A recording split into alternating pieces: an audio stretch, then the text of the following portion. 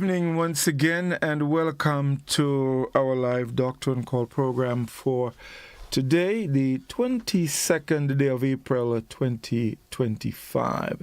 It is a pleasure, as always, to be with you. And of course, as always, Dr. Nixon is with us. And tonight we have a very, very interesting program. A little outside of the norm, but definitely we will make the connection. And I guarantee you this is one that you're going to enjoy. Today is Earth Day. Yeah? Earth Day. Very, very important day. And this evening we'll talk a bit about that. And of course, the role we can play, in keeping our earth healthy, keeping it cleaner, and by doing so, how that in itself can actually enhance our wellness. So we welcome our viewers on GBN Television, 711, our friends on our Facebook page and YouTube channel, and of course our listeners on K105 FM. It's a pleasure as always. We welcome you. And of course, Doc, good evening, welcome. How was your Easter weekend? Easterly. Easterly. Did you get any Easter breeze blowing by you? Not a whole lot. There was probably on Friday, but it was really, really hot. And I guess that kind of speaks to what we're going to speak about tonight. Yes. It's really unseasonably hot. Yes, last time we had all the drought and all the rest, but it's hot. Okay, it was really hot with a lot of humidity, and the Sahara dust did not fail to show up. Right. So that's helped to trap more of the air. But Easter is I like the long weekend, but I like the fact that it's still recognized as a nice, reverend, holy season. And so we keep quiet. And then I'm Catholic, and we lost our leader, the church's leader on earth, the Pope Francis yesterday, who is in my opinion, has been a very exemplary spiritual leader, not just Catholic, but just for how we have to take care of each other on this earth. And also, he has a right in an encyclical on the environment, which is also very important, because what we're going to talk tonight about is the fact that we have to care for God's earth, as we don't have anything. That's what God gave us in order to be able to survive and to be fruitful and to be prosperous. If we don't take care of it, we're not even going to live. So, well, indeed, we need to look at what impact of the environment is on our health, not just our physical health, but also our mental health. Indeed. Sitting by the river, those kind of stuff. Going to the beach, those are things, and having the what you call the biodiversity, the wide range of things that exist in the environment, where the ecological balance is maintained. You have something to eat, the something that eats the mosquito, so we don't get all the mosquito bites, blah blah blah. What eats the larvae? Do you understand what I'm saying? Yes, yes, indeed. There's a balance that is maintained, so the disease is less, especially what we call the zoonotic diseases that are transferred to human being by animals. So there are lots of things we can consider on this Earth Day. And we have to think about why Earth Day is brought up. These days are just meant to keep to keep awareness and to raise awareness in the people who have not understood exactly what they're all about. That there are issues that we still need that we so often focus on, but there's so much that mankind needs to focus on in order to live well and to be healthy. So. Happy Easter to everybody. In the Catholic Church, Easter is 6 weeks. We celebrate, we remember, and try and align ourselves with Jesus' resurrection, the most miraculous thing to happen, and the basis of Christianity, that we will die and we will live. We can live again because of Jesus Christ dying on the cross for us. So we are thankful that we have that faith, and there's still other things we need to do, like take care of the earth and love one another. Oh, yes, indeed. Most importantly, if we don't take care of the earth, we probably may not even have the opportunity to love our brother. Exactly. So it's so important. And I just want to jump in again as you mentioned, the Easter. I want to say congratulations to our athletes who performed at the 52nd Carifta Games. 13 medals, 2 gold, 6 silver, 5 bronze. I was at home and I looked at probably, I would say 75% of the games. And that means you never had your wife, but go on. Well, she was following it more than me. She's a really ardent lover of track and field, So it was really, really good, seeing our athletes really perform. One of the performances that really got me was that young man, D'Angelo Brown, in the semi-final, I think, of the 800 meters, where he actually fell. And get up and won. Oh yeah, and got an automatic qualifier. Yes. The commentators were saying this is something they've never seen. So that in itself was great. Then our athletes performed really well. So I'm quite happy for that. That was a really. Our young athletes, yes. and I guess we really have to focus on giving our young people even more opportunities. We have to focus on their mental health, on their nutritional health, and that they must live decently. We must make sure that they have access to school, access to food, access to education, safe environment in which to live, so that it can be balanced, so they can perform. Because I think they did very well. Oh, they were fantastic. They were fantastic. They were fantastic. Yeah. I mean, and it's not just about, sometimes when our athletes, go to events like these, it's not just about medals. Yes, you get medals, that's fine. But it goes beyond that to me. When an athlete goes out there and performs and represents, that to me is the most significant thing. We understand that everybody cannot win. Everybody cannot get a medal. But the mere fact that they go out there and they do the very best that they can, that means more to me than anything else. And, my hats off to these young men and women. I'm really, really, really proud of them. Congratulations again. And hopefully, Carifta might come back to Grenada next year. Hopefully. So we're looking forward. It's interesting because Trinidad's population, is like 800,000 people? Yeah. Mm-hmm. And we're 100,000 people. And we're 110,000 people, right? 10,000 of us went in the stadium for what do you call it? For Independence? Intercall, yeah. Intercall. And I'm sure if this were Carifta Games, we would have been there. Of course, no, definitely. If we were there when we had the new stadium. We have. I mean, track and field, the records is there to show. I mean, Carifta in Grenada, people are going to come out in their numbers and support. Yes, so. Yeah. But I also think just throwing a bit and forgive us, folks. We have to remember. You have to remember in Trinidad, they are in election mode. They had motorcades and all kind of thing going on. So I don't know if the mindset of the people were a little.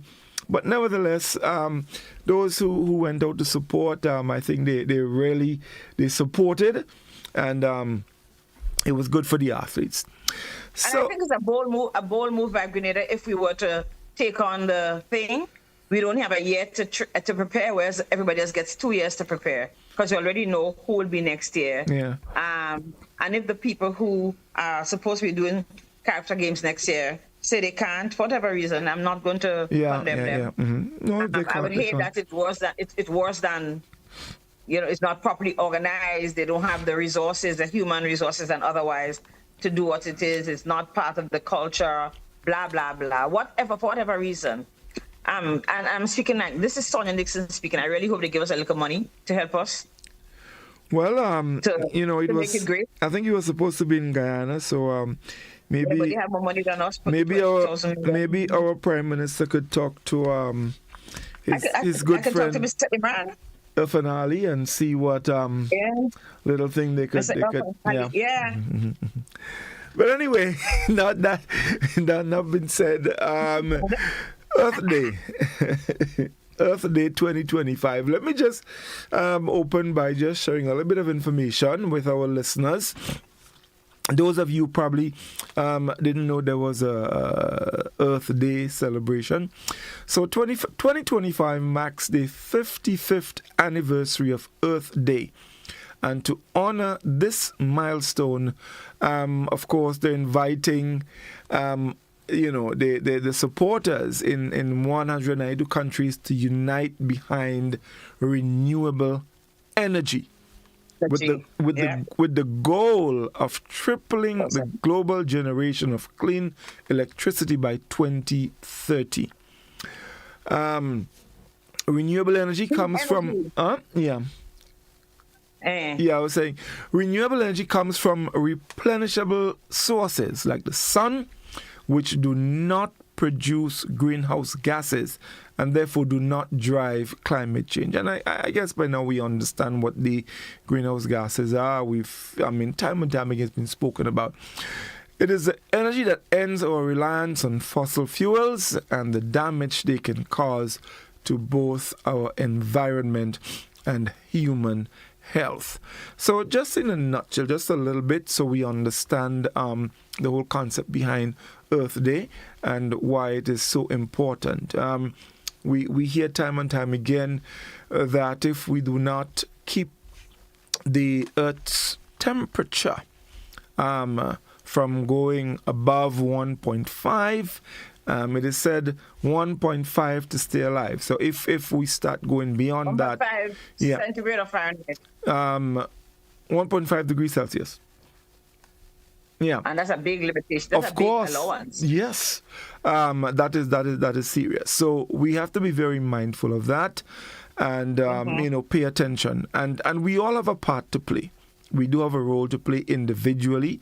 Many people might think that we're a little island, and we do not. Our carbon footprint is not as big, but if everyone plays their part and get involved in some way, you might be amazed at the results that we can get. We need to keep our earth cool so that we do not run into problems. Already, when we get a little sun, we complain how hot it is. So we have a responsibility to ensure that we keep the Earth's temperature from going, above 1.5. Because if that happens, then it affects our food, it affects our health, it affects everything. So it's important that we, definitely. It's important that we pay attention and do what we can. And this is where we are going to focus our attention this evening, the whole issue of renewable energy. And talking about sun, we have a lot of that. And so we can use that energy, to do what we need to do. It's important. So, Doc, a clean earth, a clean environment, all of that plays an important role in our wellness. So there's a theme. What's the theme? The theme for this year, Our Power, Our Planet. And that means all of us coming together, uniting all our efforts together, taking power over our environment, right? Our power, our earth, right? That's what it is? Yeah. Right. So together, collectively, everybody has a part to play. Every single individual has a part to play. I don't know if there's anywhere we grew up and you can say, boy, when I was a child, no, Earth Day started in the 1970s, right? Because of the impact that industrial development had on our environment, and especially for us as health providers on human health. Okay? The thing we are challenged, remember all those oil spills? Yep. into the ocean, air pollution, clean water. Remember Chernobyl and other problems. Remember problems with what's in a place in Michigan with the water with the water issue in the U.S. Right? We have a lot of examples that we've had in recent history. Of course. Right. So we need to figure out how do we maintain that balance, that ecological balance, and that the general environmental balance, so that we can have productivity, we can plant enough food, we can have jobs, we can create stuff that people need, right? But while we keeping the earth healthy, because the health of the earth is directly related to the health of human beings. Oh yes. Right. So I'm saying to you, we used to go and dive in a river. You can't even walk some places now because there's no water there anymore. That's right. Where you could go to the river and people would wash and stuff. You can't even do it because there's no water, right? You can't use the river for economic purposes. You can't use it for domestic purposes. You can't use it for recreational purposes. And while there are things that have improved, like we have pipe-borne water to your house, so you can wash home. People have washing machine and stuff. You still don't have. You still have people who need to use natural sources of water, and we should actually be able to enjoy nature more, since a lot of those human activities are not really taking place outside in the river. Or do you understand? But have you been up to oh Lord, what's the name of that place up over my days? The most beautiful scene in Grenada. Rock. Welcome Rock. Okay, yeah. And you see garbage up there. We throw out garbage up there. Hello? People go up there for this absolutely wonderful... I don't know how I can explain it, because I remember the first time I went up there, and it takes a lot to excite me, and I got up there and I think I lost my breath. Right? The absolutely wonderful view. And then I go back and I see garbage. Why? Yep. Right? Why do we have garbage in some place that's so therapeutic, that's so relaxing, that's so renewing in the way you feel? Excellent for your mental health. Excellent for your physical health, because you have to climb up Mount over the devil's back to get up there. But it's a beautiful place. Yet we do the things that we shouldn't do. Right? We break the ecological balance. In doing that, you kill off the biodiversity. You don't have the same relationship with the animals, because some of them are going to proliferate more like rats, right? And some of them are going to disappear because the environment is unfriendly. We have a responsibility, each one of us. If you go to a place where it's a natural place, put your garbage in your bag. When you reach home, put it in a garbage can, right? And oftentimes there aren't garbage cans provided in those places, simply because you're not supposed to have no garbage there. You're not supposed to take any garbage there or leave any garbage there. But there's absolutely no problem walking with a garbage bag if you're going somewhere. I mean, No, but you don't need to go to a garbage bag, because you carry a bag wherever the things are in. Whatever those containers, whatever it is you have, put it back in the bag that you carried. The bag that you took there. There's no need to drop your garbage on the ground. You don't need to leave your carbon footprint there. That's not necessary. And each one of us must realize that we have a responsibility to protect the earth, so that our health and wellness can be maintained and guaranteed from that relationship which we have with the earth. No, definitely. Another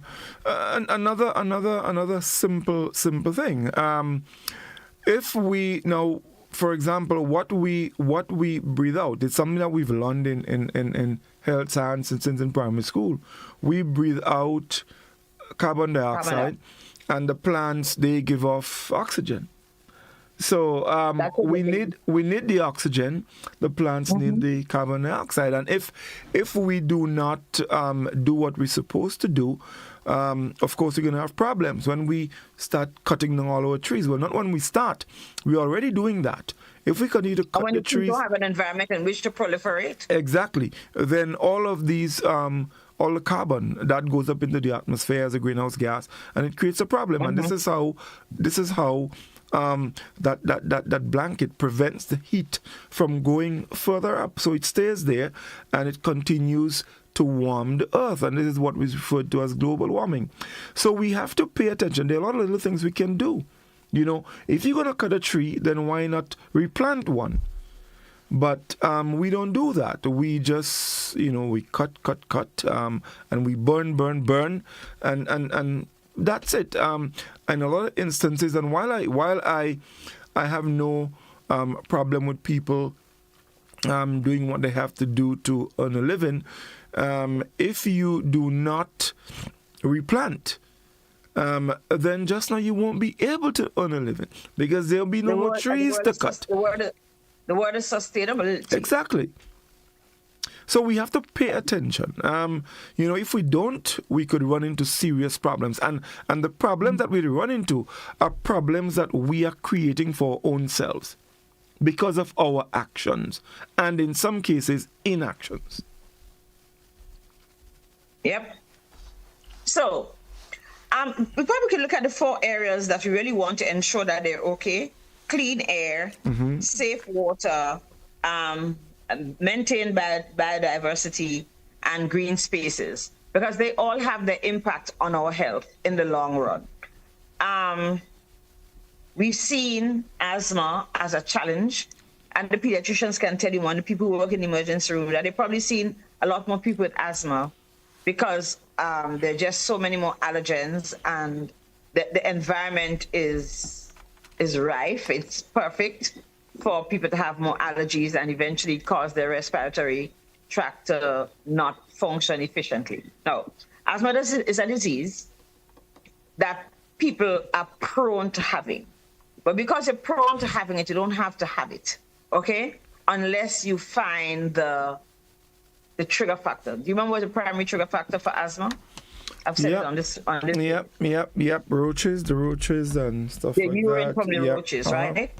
So if we're not taking care of our environment, you'll have this spilling of a lot of urine, roach urine into the atmosphere. In poor countries, that's one of the challenges. In industrialized countries, it's all of those gases that come out of the silos, the earth, whatever, the chimneys where we're burning stuff.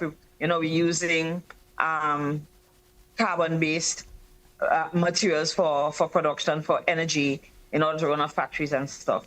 So we have to figure out whether or not we can turn to renewable sources of energy. We can use the sun. And I think we should congratulate Duncan, what's his first name again? Who just launched an environmentally friendly catamaran, fun catamaran. Steve Duncan, who just launched his catamaran. It's fun, but it's all environmentally friendly. And that's the way to go. That's a good example, okay? We have enough sun waste, and the sun hot enough to give us enough energy to bottle up and to use for our activities. So congratulations to Steve on this initiative. And I'm sure other people will follow, because it is the way to go. Using safe, renewable energy that is relatively cheap. It might be expensive to set up at first, but trust me, at the end of the day, the value is so much more. And it's probably something we need to encourage our population to get accustomed to. If your house is run on any renewable source of energy, you probably can get discount in your insurances or discount in your taxes, though, incentives for people to do the things that will help to preserve the environment. But that's what the government is. I'm not going to create policy here tonight. I'm just going to make suggestions, right? So in the case of our asthmatics, we're really concerned because what we see is a lot more people coming down with asthma because of environmental allergens, whatever, the toxins that create that creates that irritation of the respiratory tract, of the airways. And if you're prone, you'll have this exaggerated response to whatever is there. So like I said, you and I walking, I'm prone to asthma. I may not have had asthma, but my cousin has asthma, my brother, my sister, even my daughter has asthma, right? And we walk in, and it's the same amount of dust there for both of us. But guess what? You sneeze twice, and I wheeze 3 times. And I wheeze and I cough, and it takes me days before I can settle down, okay? What happens if I wheeze and I cough and I'm sick for 3 days, 10 days? It means I can't work. I can't take care of my kids. My patients who depend on me will not be able to get cared for. My parents who probably, do you know what I'm saying here? My economic state is going to be adversely affected because I can't be as productive because I now have asthma. And it's going to cost me to get treatment. And it's the same way it will happen for somebody else who develops asthma, especially if you never had asthma before, because here in your adult life, you run up and down and play as a child, but here in your adult life, you now have this condition, right, that keeps you from being as productive and as normal as you can. What if you're a single parent? How do you manage with your little children and you're wheezing and you can't breathe, okay? And you still have mortgage to pay, remember, or rent, and you have electricity and water and school fees and books and lunch money and all the rest that comes in there. So apart from the health challenges, the economic spin-off, right? The negative economic spin-off of respiratory diseases. And also, well, we're talking about the air quality. We need to think about how we can maintain a good air quality. It means that we're not to be burning garbage and burning dust because of the particulate matter that goes into the environment. That can affect people differently, okay? We talk about cutting down hillsides and cutting the grass so much that only dirt remains. And then if this were compounded by dry season and windy season like it is now, you have dust all over the place, and that can affect the quality of life that people have, right? Especially the extremes of in the lifestyle. They're the ones who suffer, the children and the older people, right? All this dust is impossible. And we have seen, remember last year when we had Sahara dust for months on end, what discomfort it was? And like you said, covering the cap of the atmosphere, all this dust in the atmosphere, we can't have the normal rain cycle. It does not rain and then the heat remains closer to the earth and we're uncomfortable. We can't manage. If you get up and you're tired and you're weak and you haven't slept, you're not going to be productive. So that's constant cycle. It doesn't matter where you get on the cycle. Human beings will be affected and our health will be affected by the fact that we have polluted air. And here in Grenada, we don't really have a lot of industry that produces, but people still feel that they must burn the bush because they want to clear the land to plant corn when Corpus Christi come. And do you understand? Or burn all the garbage. I know the leaves are falling. I have a skin up tree next door to me that, guess what? You look at it and leaves falling like rain constantly. Am I going to burn them? No, I shouldn't. Can I? Yes, I can. But would I? No, I wouldn't. Why? Because I know the environment, the impact on the environment. On top of that, half of the dust going to fall inside my living room anyway, so I might as well not. But, seriously, we have to figure out what our responsibility is. Everybody has a responsibility. Everybody must know that I'm not allowed to burn, especially now that it's so dry and windy. You have to be very careful because dry and windy means that you can burn your little board house, or you can burn, your clothes can start on the line and all the rest of it. Right? But you can also start a wildfire. I mean, it's dry now, so a little piece of probably leaf or something that's smoldering can just fly with the wind, catches some dry grass, and then gets out of control. Well, look at the challenges of the west coast of America last year, when so many, and it's not like they're more vulnerable or less vulnerable than anybody. Of people with very valuable property, right, lost their property. They could not control. The fires came through like it was a flood. It just went through and annihilated massive properties, right? In the meantime, the people in the valley had serious problems with the quality of air that they were breathing. So we must understand that we have to do the best to keep the quality of air, and it means that we can't be producing particulate matter in the air. It means that we cannot kill out everything so we don't have good quality air. And if the air is too dry, we have too much of the greenhouse gases and the canopy, we're not going to have rain, which is going to put us at risk for having wildfires, wherever there's brush and dry whatever material, and it will happen. So even if we don't suffer what America does, we have to make sure that we don't suffer at all. No, indeed, because if we do, it can be really, really, really serious for us. Now, Doc, I just want to just stress a little bit on the renewable energy. Renewable energy is not only cleaner, it is healthier, and we can speak a bit about that. And it represents a huge economic opportunity, and it can create lots and lots, millions of jobs globally.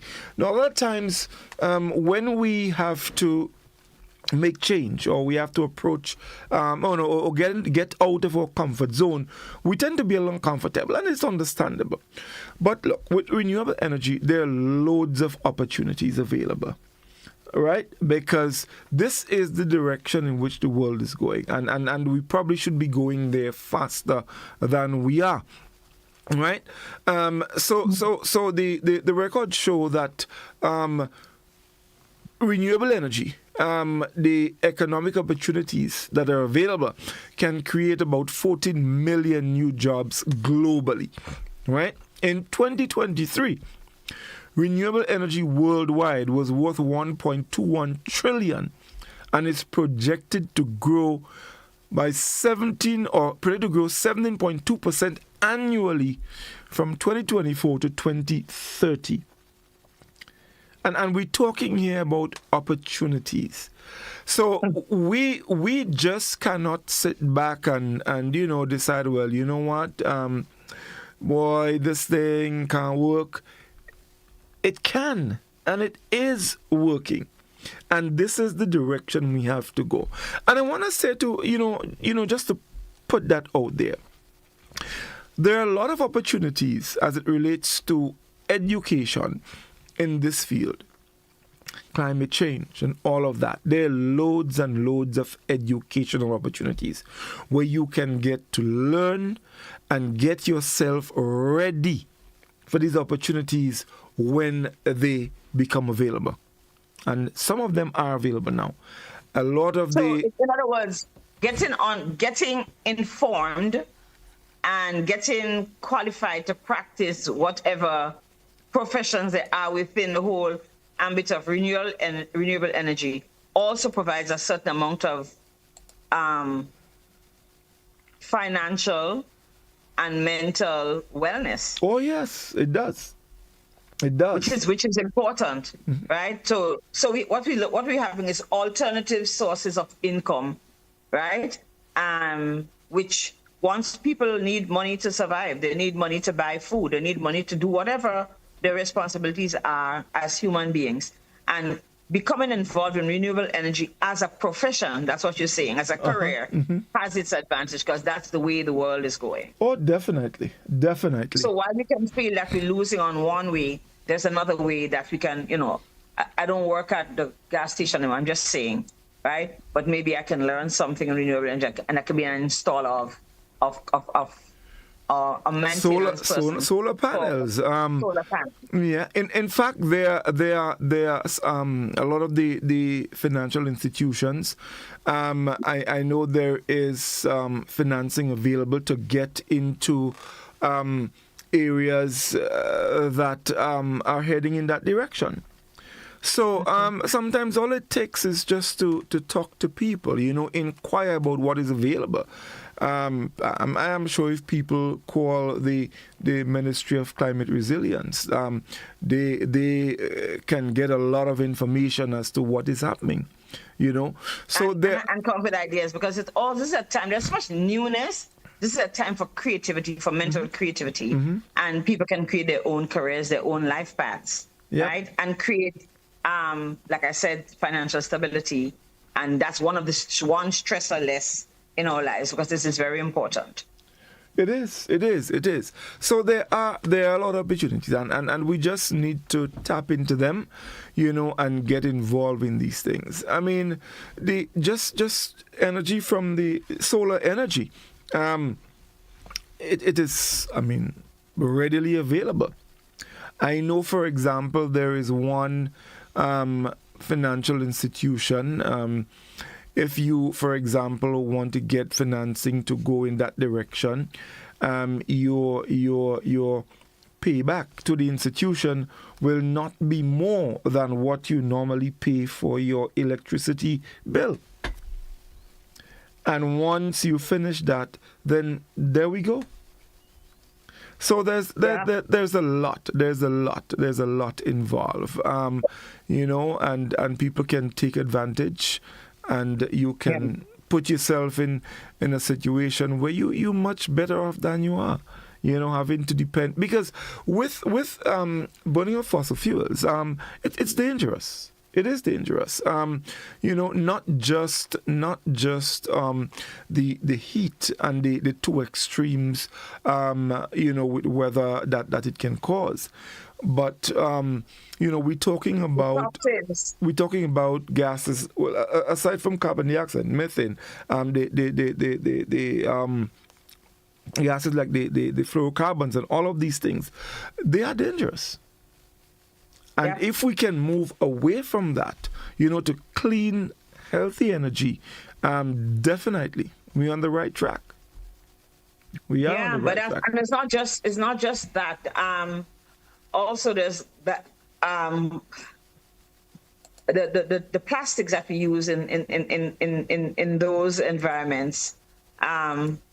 We use a lot of plastic, right, which comes from fluorocarbons, and we're seeing more and more how much microplastics are included in our foods, just because we water our gardens with water that comes through plastic material, or fertilizer that has been in a plastic container and stuff. So there's a lot that we can do, right? And we don't want to have microplastics in our body, because that will clog our arteries and do a lot of other things to us. So, and that probably can be a whole topic on its own, the whole issue of microplastic that has become so very topical in recent times as people investigate more and more a lot of the products that we use. But apart from that, industry using plastics or producing plastics empty a lot into our waterways. And I guess we can segue into water, right? So even the fish that we eat have microplastics and swallow toxins and all the rest of it. So we don't have safe water as we think. Okay, we're drinking water that is contaminated. How can we prevent it? I don't know, catch water from the sky? Maybe not, because you still get some from the sky. There are all these stuff in the air. But we must be aware and must develop ways to prevent us getting toxins in our water. We know that in industrialized country, and lucky still we don't have, but it's not that we don't dirty up, because we know that where we have farmers, that a lot of the farmers empty their containers into the river, where they use the malathion and other stuff, which can be toxic to us as people. So you empty your malathion. I have what I think is an organic garden, and I'm collecting water from the river, and I'm getting the same thing. Okay, I'm getting the malathion in my river water lower downstream, right, that I'm putting into plants without recognizing that the water is contaminated, and I'm giving it to people. Things like people who do lead batteries. We don't really use a lot of that anymore, but people, mechanics and stuff, who use lead batteries, the whole issue of lead toxicity and lead being translated into our waterways by just running in the drain and running down to the rivers. It does bother the diversity. It kills off some of the thing, but it also makes us sick. We've seen lead causing a lot of problems of children's intelligence interrupted or damaged because of their contact with lead, developing mental disorders, learning disabilities because of their contact with lead. So there are lots of things in the atmosphere that can contaminate our water. And of course, the fact that our water, we've denudated so much our riverbanks and cut down our trees, we don't get as much rainfall. So we have less water. And in Grenada, for example, where we need surface water, where we depend on surface water, if you have a decrease, you remember last year? I just said, but remember 2024, when we had drought in the beginning of the year, right? It was last year, yeah? And then we had And we have opposite drought in November when places flood out and people lose their homes and they lose their lives and all the rest because of the flooding. One day it rains and the whole place flood out, right? One day, right? In places where we think we have enough hill and enough gullies for water to run through.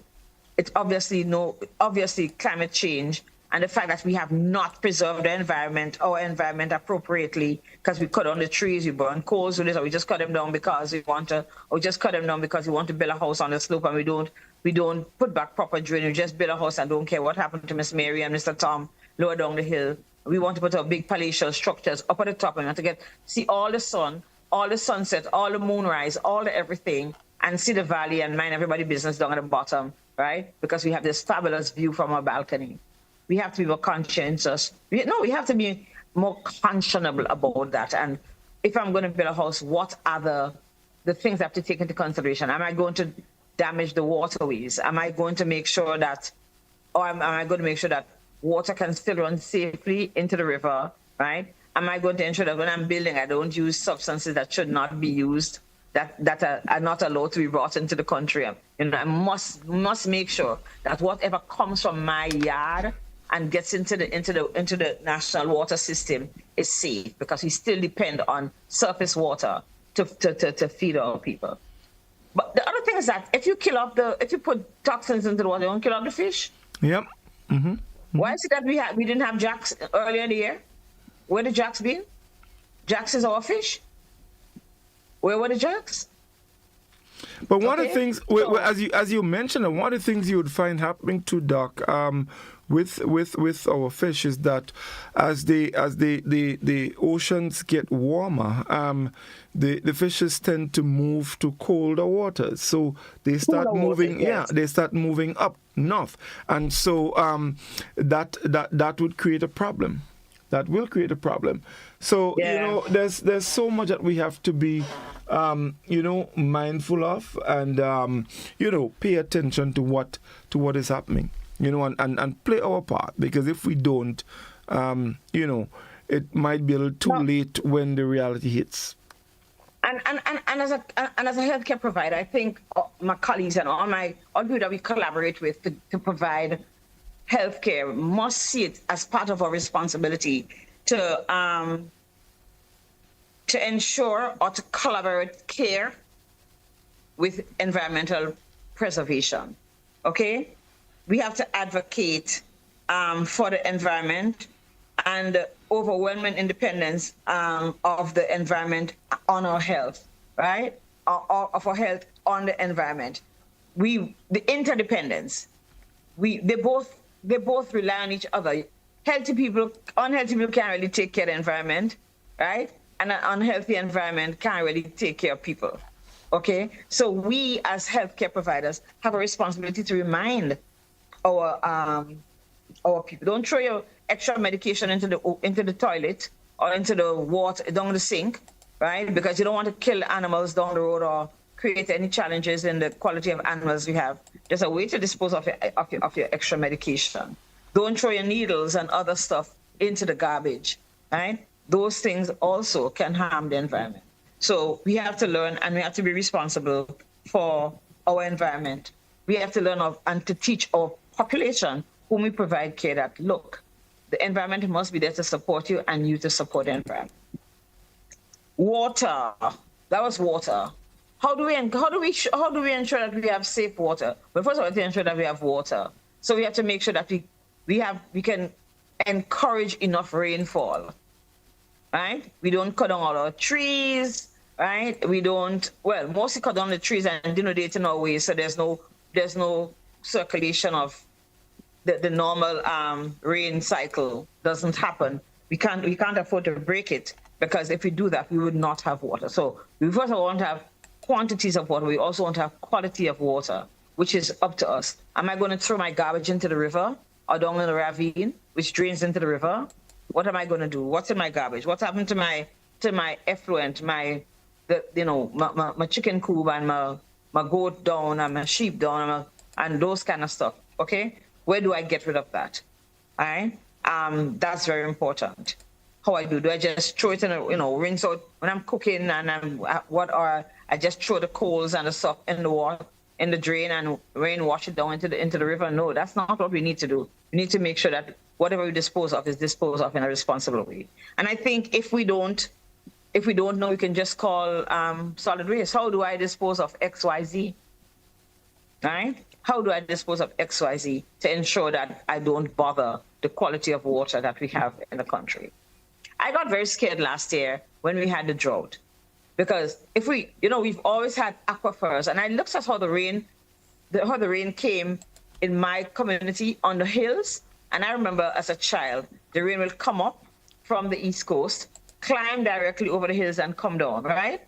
That wasn't happening in the last couple of years, and it's gotten worse. The rain, you can see the rain, you can see almost like you have canopy, like when you have snow on mountaintop, right? And my house faces Mount Maitland, and then you have the rain goes all the way south, right? And then comes back almost from the southwest to come back to the northeast. Hello, that's frightening to me, because that is obvious change. It's not the same quantity of rain. You hear the rain coming on like bullets on the roof, and it rains for 30 seconds, if so long, and that's it. It's changed. So we have a responsibility to ensure that we don't further damage the earth, right? We don't further let the environment become impoverished so that we will suffer what it cannot produce anymore. And of course, water is very important. We can't make water, right? So we depend on the earth and the rainfall to give us water. We don't have very large sources. This is not, we're nowhere near the Amazon, we're nowhere near the Nile, we're nowhere near any big source of water. I watched Granite Tank down 10 feet or more last year, and that frightened me as well. So we have to be very careful to protect the environment so that we can have water and good water to drink, to bathe, to take our medications, whatever it is. And then, of course, if it rains, you can't go to the doctor if it rains too much. When the bridges have overflown. I was trying to remember have you ever been to Jamaica? Yeah. Mm-hmm. Do you know Flatbridge? The Flatbridge is a bridge in the middle of St. Catherine, which is a parish just sort of Kingston, right? And because of environmental changes, Flatbridge overflows a lot more frequently. This is a flat bridge. It has 4 pillars on either side, right? 1 lane of traffic could go at a time. So when the people from the north go across, people from the south come across. You understand? Mm-hmm. And of course, we have a whole lot more traffic. But Flatbridge has one lane. So you have to wait. Now they have lights, so at least you have some control, right? All right. How do we prevent Flatbridge from overflowing? We can't, because it will mean that we have to put like kind of barricades on the side. But there's so much debris, right? So much garbage and particulate matter that comes down when the rain comes, right? That if you put some of the things, it will block it up, and it can actually cause breaking down of whatever barricades you put to ensure that the bridge can remain some level of patency. It's not going to work, right? So this is something which has been there for hundreds of years that now has to be changed to suit the environmental changes and to ensure physical safety, right? Patency of the roads, that trade and commerce can continue, people can get to the hospital, etc., etc. Okay, you can get to your doctor, you can get to school, you can get to work, you can go to the market, you can do whatever you do, because that's a very highly, although it's kind of rural, it's very highly commercial, right? And it takes traffic from the north to the south, from the center into Kingston and back out, right? So guess what?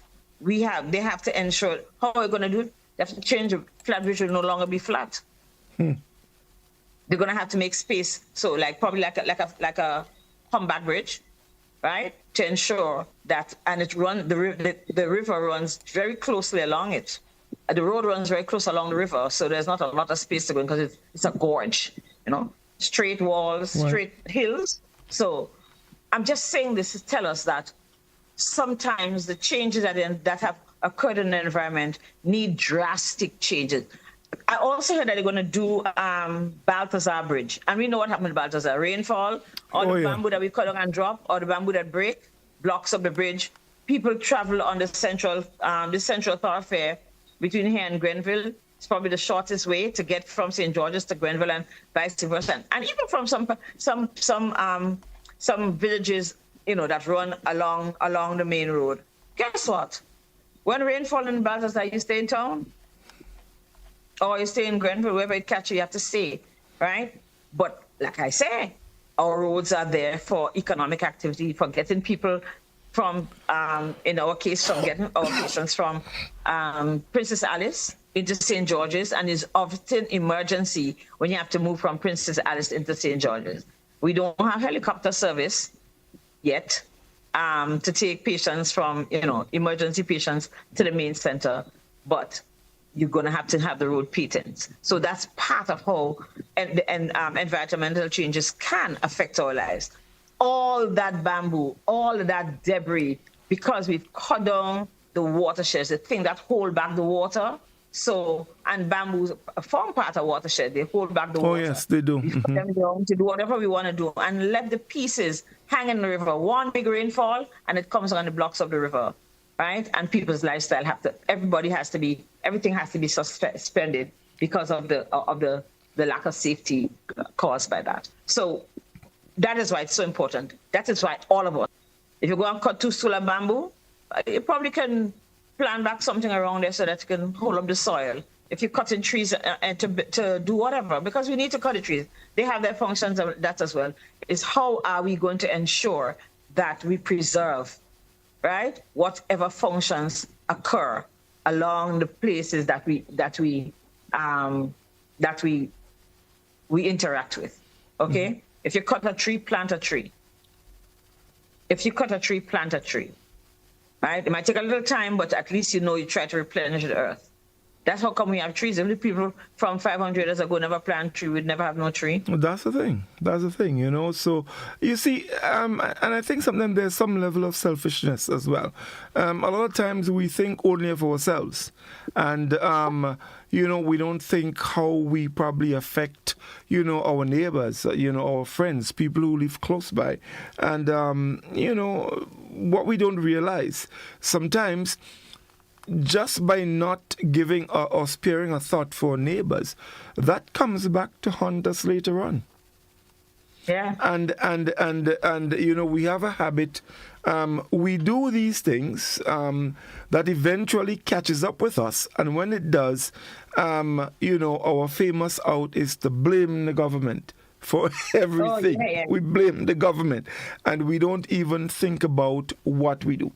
But, as we speak about, Earth Day and the importance of ensuring that we protect it, if we don't, there are a number of risks involved. The risk of severe ill health, and disrupted livelihoods, resulting from things like storm surges and all of that. And all of these things happen when we don't protect the earth. There are systemic risks involved due to extreme weather events. The risk of food and water insecurity. All of these things happen if we fail to protect our earth. There's a famous calypso by Byron, Mother Earth. Mother Earth is dying, Stop the polluting and all of that.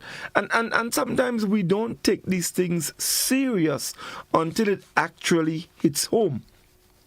And a lot of times by the time it gets there, it's a little too late. So, we cannot afford to lose our ecosystems. And Doc, you spoke quite a bit about that earlier on.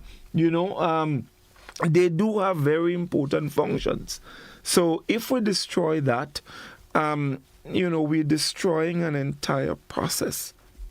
So I don't want to put blame on anyone except that the environment has become so degraded, right? That we've seen worsening hurricanes. Look at Carriacou. Look at the destruction. Do you know the amount of mental anguish the people in Carriacou continue to experience. Of course. And you said, oh, but they don't have houses. It's 10 months. Yes, it is 10 months. But guess what? It takes a long time to build back a whole country. It takes a long time to build back. Trees are not there yet. It's still going to be hot. You know? So I think we have had a very recent example that has has caused very bad experiences for our people in Carriacou, right? It's going to take people a long time to recuperate from the emotional disaster that they experience. But Doc, there are people who never really recover from it, you know. Depending on the impact. There are people who sometimes don't even recover from it. No, you will not. It is that serious. Still have not recovered from the impact of Ivan, which was 21 years ago. Okay, so try to imagine. Carriacou has never had that level of destruction, and this is something that happened in half an hour. It's like somebody fly bombers over your house and just demolish everything, right? And almost everybody in Carriacou was affected. I remember also that Carriacou is not like Grenada. They don't have a direct airport. They don't have a direct big port. You know, everything has to come through Grenada. And if the sea decides to be bad, we can't carry nothing on barges up to Carriacou, right? Carriacou doesn't have a main source of water. So all of those things we have to think about. How can we make the environment better for not only for us, not the little microcosms where you plant trees, you prevent mosquitoes, right? But how can we impact globally on the problems? And yes, we know that industrialized countries have the responsibility. They do have a lot because they're the ones who put all the garbage up in the atmosphere, right? We don't produce so much, right?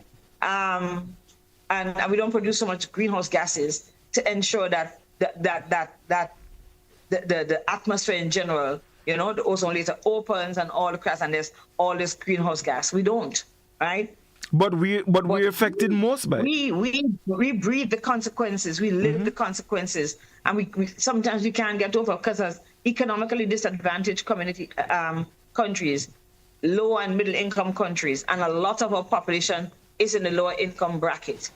To recuperate is difficult, right? And if you know when you get vexed or you're upset, something bothering you, you go for a walk or you go on the beach. How do you go for a walk in the middle of a disaster? That's it. Where do you go? Okay. How do you say, children, let's go for a hike? Put on all the sneakers. Let's go up the hill. Let's go up to Welcome Rock. Let's go and let's get it off our mind. How can you go when there's all destruction around you? Right? And that's one of the things that we have to do.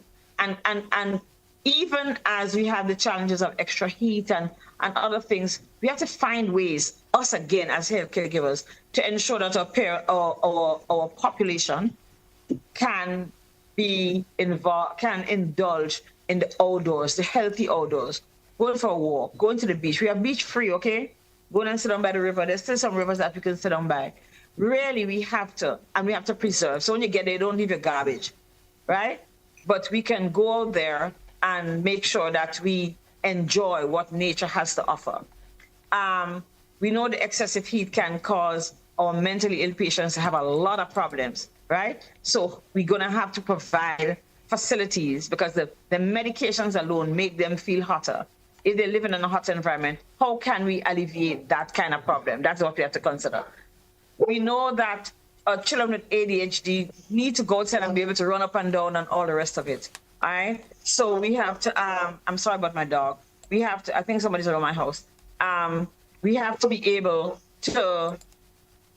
We have to be able to provide spaces where people can go and seek relaxation outside of their homes.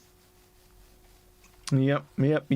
Doc, we have a caller on the line. Let's go to the telephone and see who's with us. Don't worry. Doctor and call, good evening. Hello. Good evening, caller. Yes, good evening, Citizen Augustine. Greetings, how are you? Not bad at all. How are you doing? Mr. Doctor, I'm pretty all right by the grace of God. Dr. Nixon. Yes, sir. That how are you, you sir? sung as powerful as ever and I trust that the Lord continues to maintain you. Thank you. Doctor, who can doubt that you have tried and continue to try, Doctor? I was called. I was on the internationals because these days is pretty busy out there. So I do follow it up, to understand how Trump is thinking. You know who is the Trump, Mr. Augustine? The Trump? Mr. Trump. Mr. Trump. Hey, I want to go to America next week, so I'm keeping my mouth. Anyway. Citizen, I'm not putting my mouth in that. No, put your mouth in people business. And I'm just telling you, I'm focused a bit out there. But somebody called me, a good friend of mine called me, he said, listen, Chief, I think you should listen to what's going on GBN this evening. And I'm happy I called again. Doctor, no one can say you haven't tried, my lady, and continue to try as a conscious Grenadian.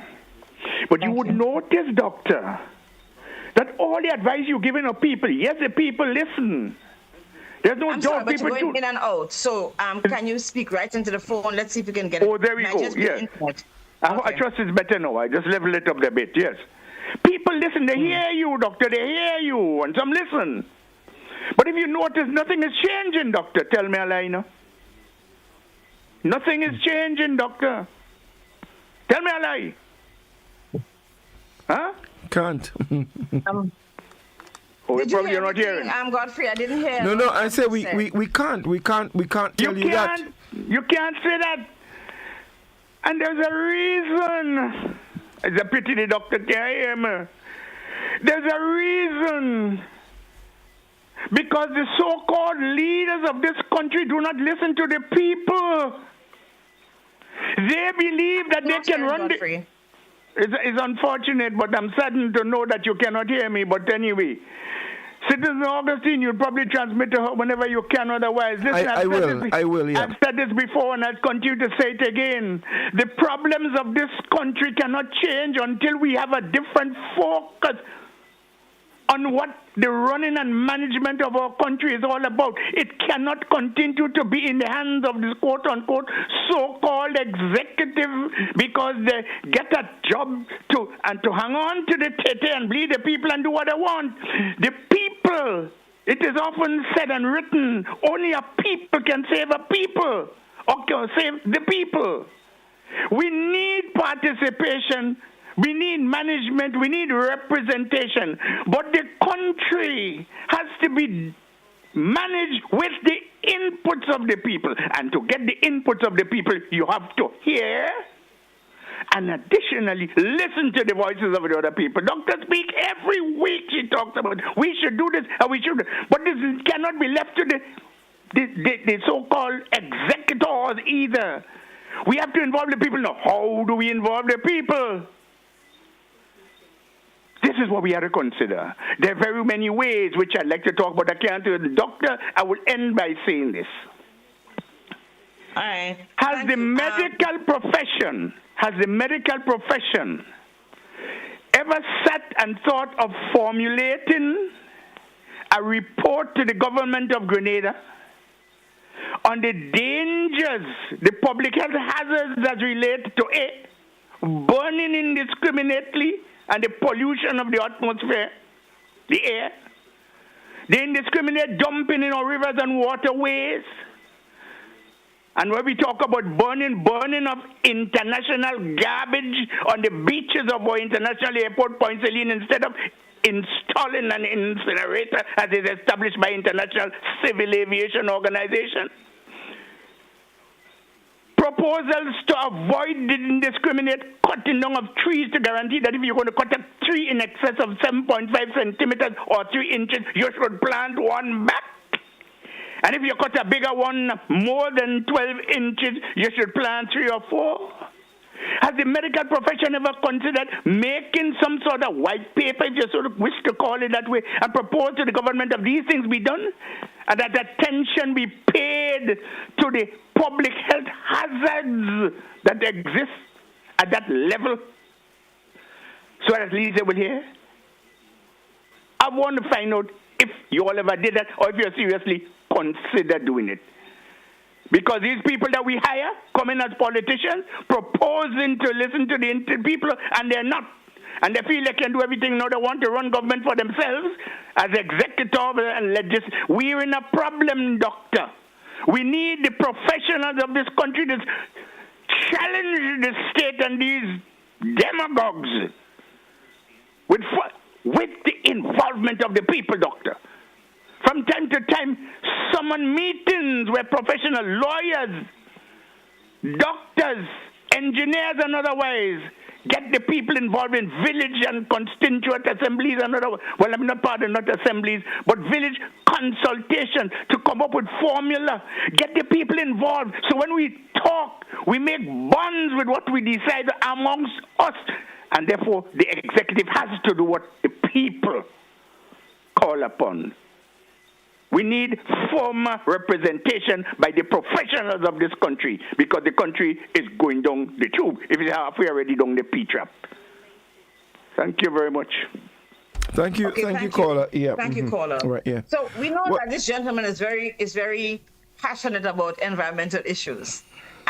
Unfortunately, I didn't hear much of what he said. I heard two half questions. Have you been writing points that I can respond? One of the critical things that he asked was whether or not the medical profession has ever done a report to the leaders on the public health hazards that we face, specifically indiscriminate burning, dumping, and the cutting of trees. And if they have not, if there's any consideration. That is something that is very academic, because you'll have to have research and stuff.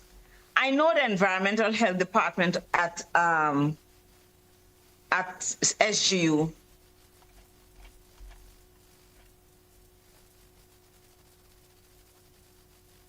right? How farmers use the malathion and all the other herbicides and other pesticides and stuff, right? So I can't give you all information because I don't have, but I know there's been interaction between the Ministry of Agriculture in particular and people from Environmental Health Department at SGU, okay? The thing is that some of what I heard is that this is a really magnanimous problem. It's a big thing, right?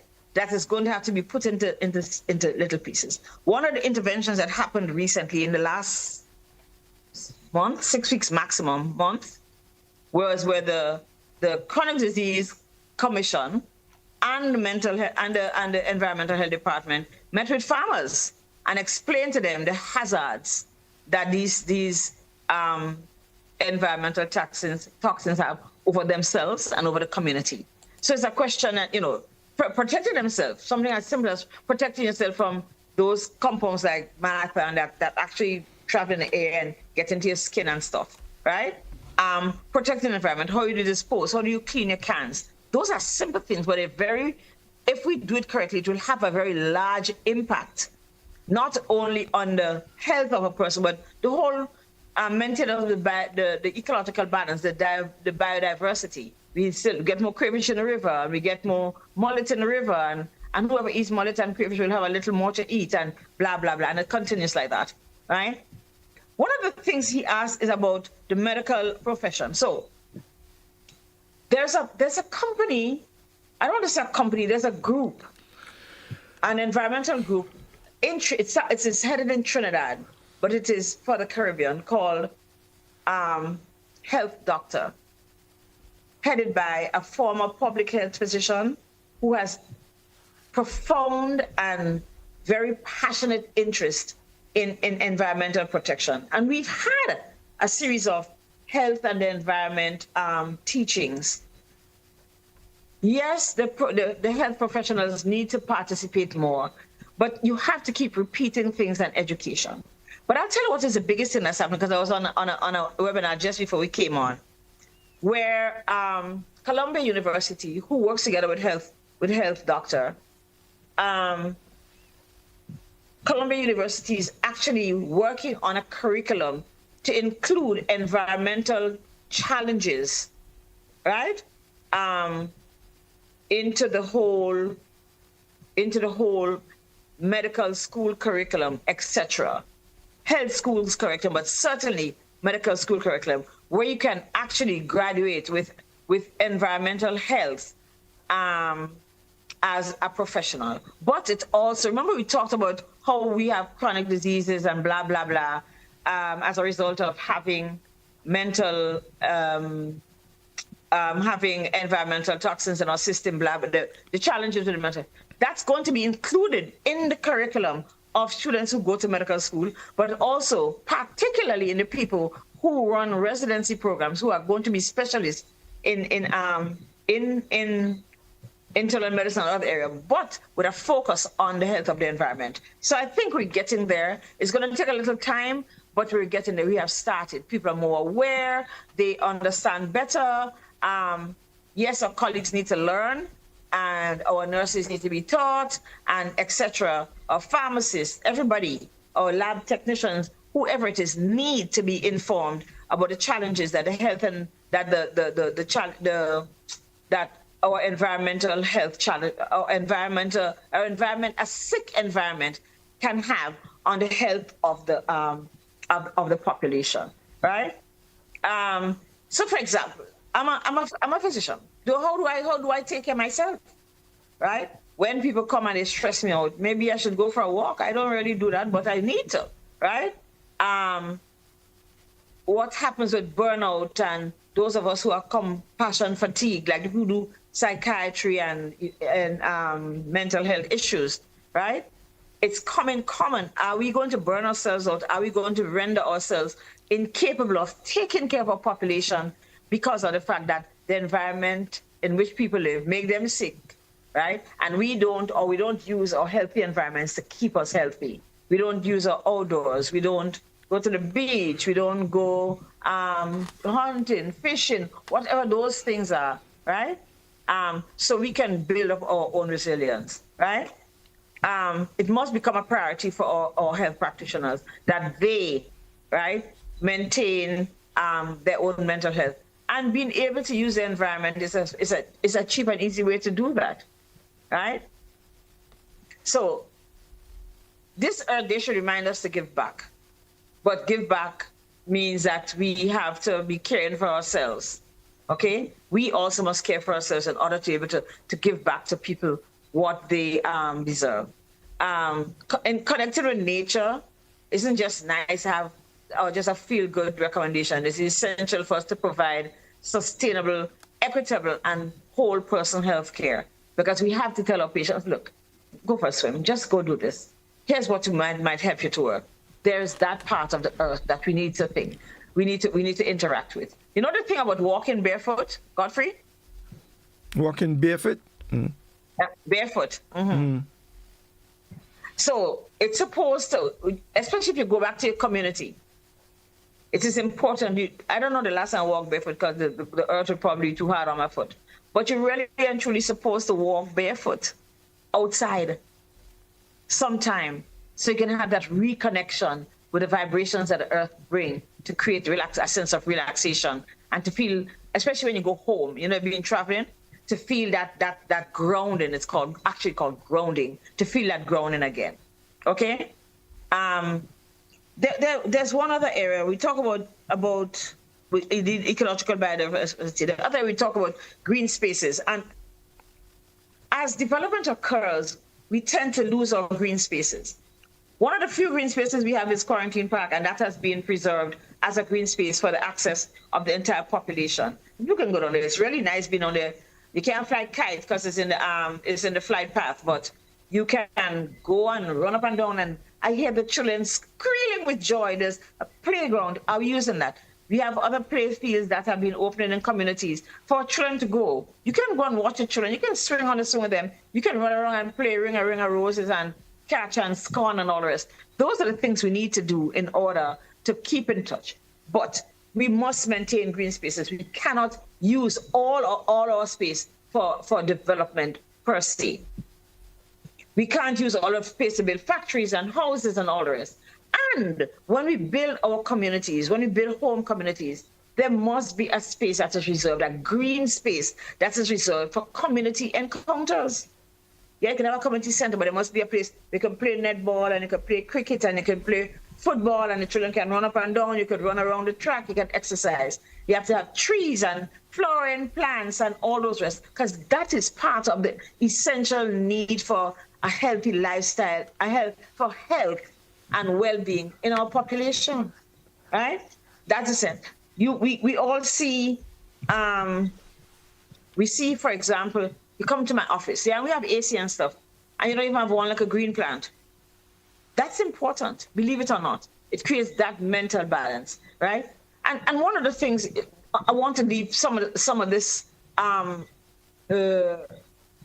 advice to my colleagues. You know, we work in the hospital and we work in those of us who work in surgery work in very sterile places where you can't have some stuff, okay? You can't have mud in the theater, right? Go for a walk between patients. Just go outside, breathe some fresh air, do something, because you have to remain well, right? Put a plant. There's some plants that live long, like ZZ, live in there forever. It doesn't need a lot of sun, and it doesn't need a lot of water, and it's the most green, the most verdant stuff, right? We have to advocate for the maintenance of green spaces, and most of the proliferation of green spaces, because we have a lot of land. It's just that we don't clear it out and make it accessible to people. We must advocate for that, right? When we have to learn to live seasonal, we have to plant. So this is planting season. Those of us who have a car space, we should be planting food. We should be preparing for our own sustainability.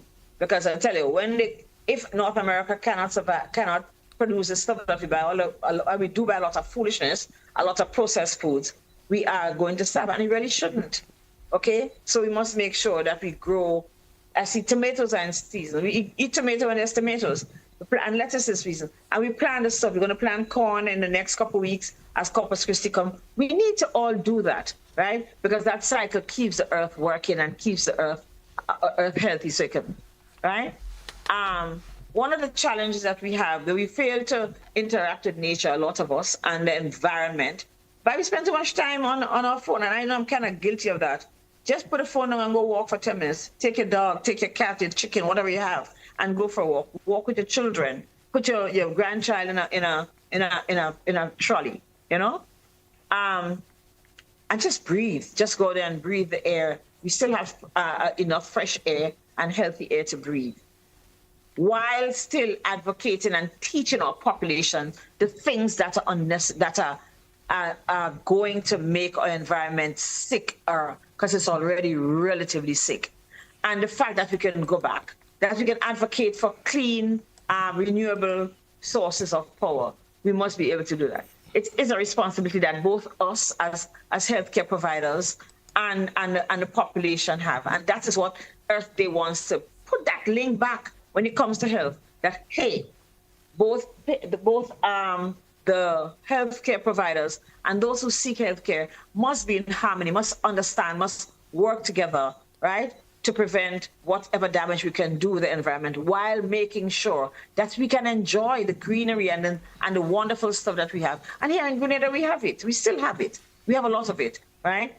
That we can remind our farmers to, look, you can't cut down all the tree, right? That you don't necessarily have to use toxins like Roundup and Malathion and all of, well, I think Malathion is Roundup, all of those things to kill pests. There are other ways. You can plant marigold, you can plant neem, you can plant a whole lot of stuff that will keep away toxins. We have to remember the fact that if you're going to collect water, there's still zoonotic diseases like chikungunya,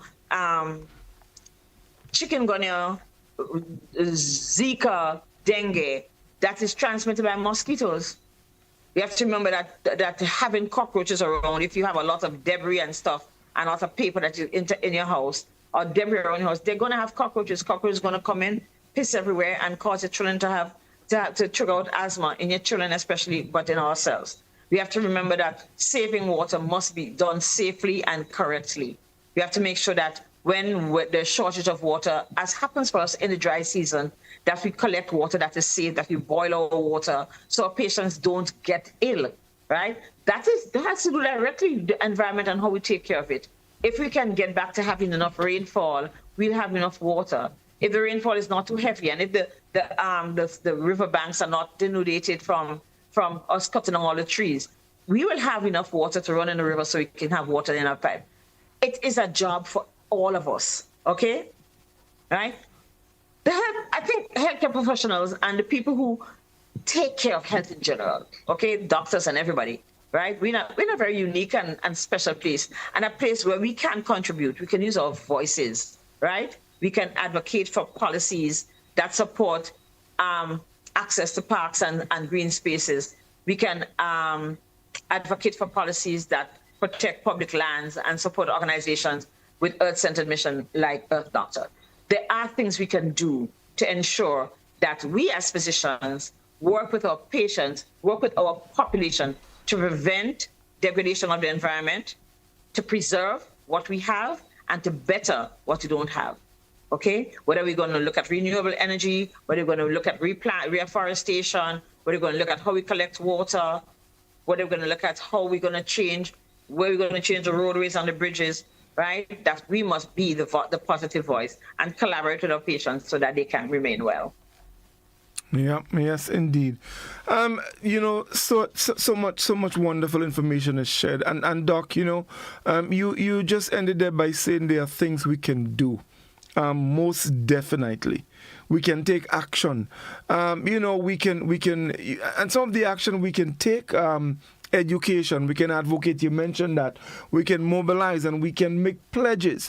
And just quickly, it doesn't matter who we are. We can educate ourselves. I said earlier that there's a lot of information out there that we can arm ourselves with. It's free. We can go online. There are loads and loads of platforms. The United Nations, they have courses that they're offering. The World Health Organization, there are free courses that they're offering on the platform on all of these things, on climate change, on all of that. You can get yourself educated and you can start raising awareness, help to spread and inspire action, so that others can get involved. You can advocate for a number of different things. Doc made the point just now. We can write to our leaders. We can organize petitions. We can seek action. There are things that we can do. Look for advocate for green spaces. We can mobilize in our villages. Organize groups. We can lead by example. Yes, let's organize groups. We can have cleanup campaigns. All of these things we can do to help, take care of our earth. And we can do our pledges. We can pledge our actions. Post it on social media so people can see, instead of going on social media and writing all kind of nonsense and, things that don't make any sense. Let us make a pledge. Our actions as it relates to helping to save the earth and to reduce our carbon footprint, let us make those pledges and post them on social media so people can see and they too can be encouraged to get involved. So there are things we can do. We can educate, we can advocate, we can mobilize, and we can pledge. And all of that, by doing that, we can help save our earth and be able... save our lives. Exactly. Save our lives, have a better place to live in. So, folks, it's never too late. It's never too late. Again, I'm stressing there's a lot of information out there. There are a lot of courses that you can do, free courses. You can be certified. There are diploma courses, there are certificate courses, there are professional courses that you can do, and it really doesn't cost you much. All right, so let's make some changes. The earth belongs to us, and if we don't take care of it, as what people say, Doc, crap or smoke with pipe. Crap or smoke with pipe. Definitely. And we don't want crap or smoke in our house. Definitely. Well, Doc, that's all the time we have tonight. It has gone by so quickly this evening. And these are conversations from time to time we need to keep having. It's important because sometimes, as I said earlier, we don't realize the danger of our actions until it actually hits home. So let's open our eyes. Let's pay attention to what we're doing and take stock of ourselves and do what is right to keep our earth safe. Doc, your final words? My final words is that this is the only earth we have, and this is the only life we have. So we're going to make the best of it by preserving the earth, by being all of us responsible and creating as much harmony, whether you're a physician, whether you're a doctor, nurse, I don't care what it is, or just a regular citizen, right? We also have to remember that we don't have a lot of money. And the more illnesses, the more chronic illnesses that come up as a result of climate change, is the more difficult it is for us to take into consideration preventative measures. Because when people are sick, we have to see to them first. So let us all come together and see what is my responsibility. This is one time I want you to be selfish. What am I required to do to keep my environment safe? One. What am I required to do to keep myself safe in the environment as it is? And how am I going to collaborate with the rest of humanity, those that live around me, right? How am I going to collaborate to ensure that we can restore the earth to a healthy place so that we can all live with less stress? How am I going to enjoy what is left of it? Go out there and walk and, clean your drains in front of your house. You don't have to wait for the people who come and clean, the people who do sanitation and stuff to come and clean in front of your house. Exactly. Clean on yourself. Put your grass in front of your house, right? You don't have to wait for people to come. Pick up the garbage. Somebody pass and drop garbage in front of your house. We need to develop some home pride as to how we're going to make our places look like happy places. Plant some trees around your house. Plant some neem trees. It breaks the wind and it keeps away the insects that would cause us to have some of the transmissible diseases by mosquitoes. Keep mosquitoes out. Keep cockroaches out. Keep whatever it is that's going to make us sick. Keep them out of our environment. Make this world a better place. We can do something. Everybody can do something. Thank you very much, Doc. Such a pleasure. I am always very keen on having discussions that are climate change related because I understand the importance. I have made it a habit of once there's information to share as it relates to climate change, I try to get involved in some way or the other. So, folks, please get involved. Let's do what we can to save our earth. That's all the time we have. Don't forget, next week we'll be back with another program. And hey, tomorrow, join me 8:30. Kaiso Talk. We'll be back tomorrow. So until then, do have a good night, and catch you tomorrow, please God. All the best. Good night, everybody. Yes, indeed. Broadcasting from the top of Observatory Road, St.